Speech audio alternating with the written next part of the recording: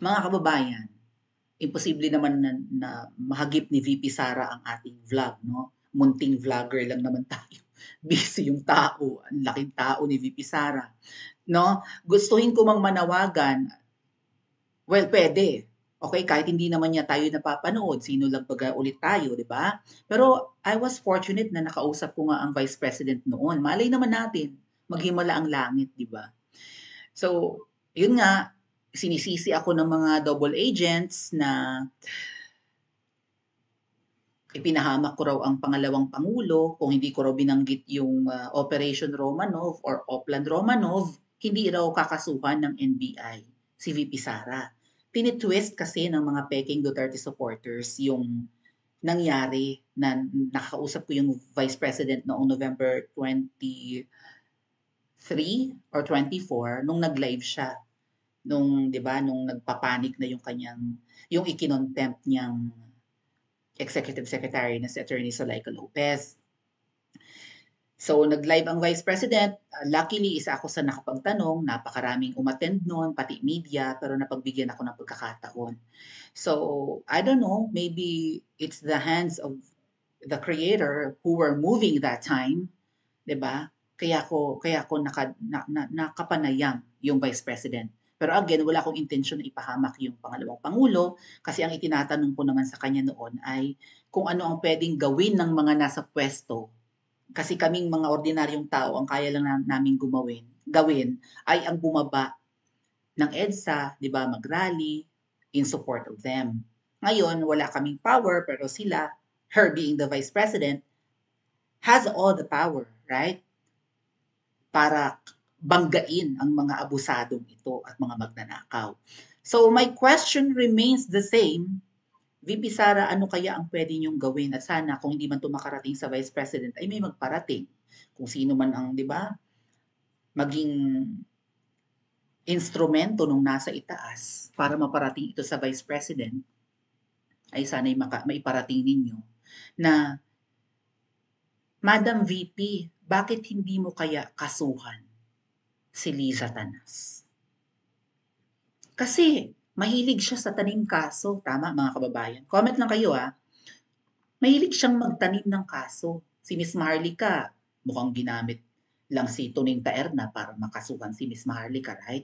Pati yung fashion designer na kaibigan dati ni Miss Maharlika ay mukhang tinutulungan ng babaeng ahas na yan para gipitin at kasuhan si Miss Maharlika. Pati si Mel Leonario, ang alam ko, kinasuhan din si Miss Maharlika. Even yung kanang kamay ni Tambaluslos, right? Yung Little Tamba. Sino nga yun? Yun daw yata yung may-ari ng eroplanong nagbitbit kay PRRD. Pero ang sabi ni John Vic, yung eroplano daw ay chartered by the President. O, VP Sara, all the more na dapat kang rumesba. Mahilig magtanim kaso ang babaeng ahas na yan, ang kasama namin sa EDSA, I think, no? Imbento yung kaso laban sa kanya sa Channel 167. Paki-follow po kay Channel 167. Search nyo lang sa YouTube, Channel 167. Pinipin ko rin yung kanyang link, no, sa comment section. So yan, kinasuhan. Tanim kaso, bouncing check kina Emelatik. Meron daw siyang business partner na, 'di ba, nag-issue ng bouncing check na damay siya. Ay wala naman siyang business partner. Hindi rin naman siya nag-i-issue ng cheque. Lahat ng nagki-criticize ngayon sa gobyerno, tinatamnan ng kaso. Ay hindi po madaling kasuhan, mga kababayan. 'Di ba? Makasuhan, hindi madali yan. Uubusin yan yung oras mo, yung pera mo, yung energy mo, stressful yan. So dahil nga abogada yung babaeng ahas, ginagamit niya, 'di ba? Yung legal means, mukhang hindi nga legal para pilayan at patahimikin ang mga kalaban. VP Sara, baka naman pwedeng kasuhan mo ang babaeng ahas. Lalo ngayon may mga nakakahalata na siya ang nagpakulong sa tatay mo. Siguro naman pag hindi naman immune sa kaso yan kasi singiwi hindi pa pwedeng kasuhan Singiwi, pagkatapos ng kanyang presidency, pwede na siyang sampahan ng katakot-takot na kaso. Kasi kahit gusto nating ipa-impeach yan dahil hindi nga pwedeng sampahan or hindi nga pwedeng kasuhan, ay hindi rin mauusad ang impeachment, although may nag-file na, hanggat si Tambaluslos ang Speaker of the House. Magsisimula sa House of Representatives ang impeachment bago umakyat sa Senado, bago magkaroon ng hearing or trial. Hanggat si Tambaluslos ang Speaker of the House at kahit pa si Toby Chanco na pinopromote ngayon ng mga ahas, hindi uusad ang impeachment. Possible lang ang impeachment mga kababayan kapag, katulad nga ng pag-i-encourage ni VP Sara at mukhang may plano siya, kapag si Kong Pulong Duterte ang Speaker of the House. Or kapag, di ba, Maka Duterte ang House Speaker. Sana si Richard Gomez mag-push din, ano? Pero pinaka-perfect si Kong Pulong Duterte.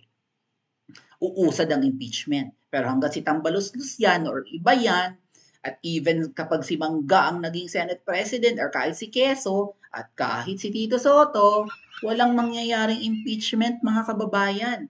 Kailangan aligned lahat sa mga Duterte ang uupo sa legislative branch, Kong Pulong sa lower house, Kong Marcoleta sa upper house or upper chamber or Senado, impeach Singway.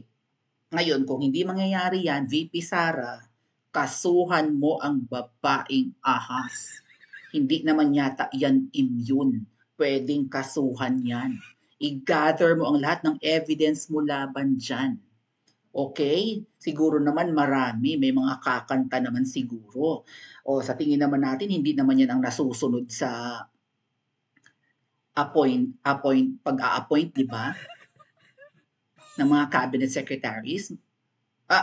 Mukhang hindi naman si Ngiwi ang nasusunod. Mukhang yung babaeng asang kumukumpas. VP Sara, galing na sa bibig ng manggagamit.